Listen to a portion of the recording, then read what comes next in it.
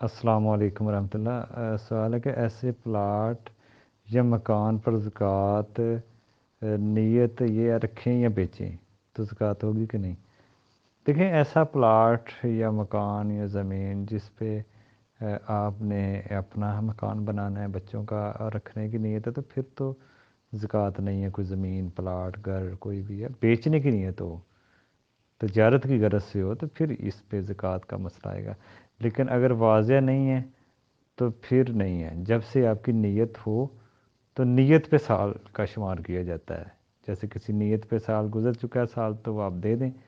اب اگر کسی پہ نیت کے سال نہیں گزرا، نیت بدل چکی ہے، اپنی رہائش کے پہ کے لیے رکھنے کا ارادہ بن گیا، تو پھر اس حساب سے مسئلے کو دیکھ لیا جائے گا۔ لیکن اگر آپ نے مکان کی، پلاٹ کی نیت بیچنے کی ہے اور اس پہ سال گزر گیا، پھر آپ کو دینی پڑے گی۔ یہی جیسے زمین کا مسئلہ ہے، کوئی زمین ہے، آپ نے کاشت کر رہے ہیں، اناج گندم وغیرہ لے رہے ہیں، تو کوئی زکوٰۃ نہیں ہے۔ گندم کی تو ہوگی، نصاب اگر بنے گا، لیکن بظاہر زمین کی نہیں ہے، کیونکہ وہ بیچنے کی نیت ہے نہیں ہے۔ لیکن اگر آپ کاشت نہیں کر رہے، ویسے ہی پڑی ہے، اور اس میں آپ نیت بیچنے کی کر لیں، تو پھر ہو سکتا ہے تجارت کی غرض سے، ٹھیک ہے نا؟ اور کوشش بھی کریں ساتھ، یہ دونوں چیزیں شامل ہیں۔ بعض اہل علم کا دونوں چیزیں شامل ہیں، کوشش اور عمل اور نیت بھی، پھر اس کو تجارت کے حکم میں لائیں گے اور اس پہ زکوٰۃ ہوگی۔ لیکن جب آپ تجارت کاشت کر رہے ہیں گندم چاول، تو گندم چاول کے اوپر آئے گی اگر نصاب بنتا ہے 5 وسق۔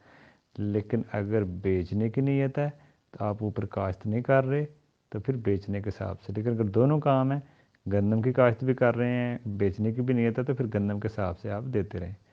تو یہ اس مکان ہے یا پلاٹ ہے، تو اس کی نیت کے اوپر مسئلے کو دیکھا جاتا ہے۔ اگر نیت واضح نہیں ہے تو کوئی نہ کوئی نیت کریں اس کی، یا اپنے لیے رکھیں یا بیچنے کی، دو ہی نیتیں ہوتی ہیں انسان کی، تو نیت بھی واضح ہونی چاہیے، پھر اس حساب سے اس کے اوپر حکم آئے گا۔ جو بیچنے کی نیت سے چیزیں ہوتی ہیں تجارت کی غرض سے، ان پہ زکوٰۃ آتی ہے، ٹھیک ہے نا؟ لیکن جو اپنے استعمال کی چیزیں ہوں ان پہ نہیں۔ زمین کا مسئلہ تھوڑا سا الگ ہے، وہ اگر کاشت کر رہے ہیں تو فصل کے حساب سے دیں گے، اگر اس پہ بھی بیچنے کی نیت ہو تو پھر اس حساب سے الگ الگ مسئلہ دیکھا جاتا ہے۔ السلام علیکم ورحمۃ اللہ۔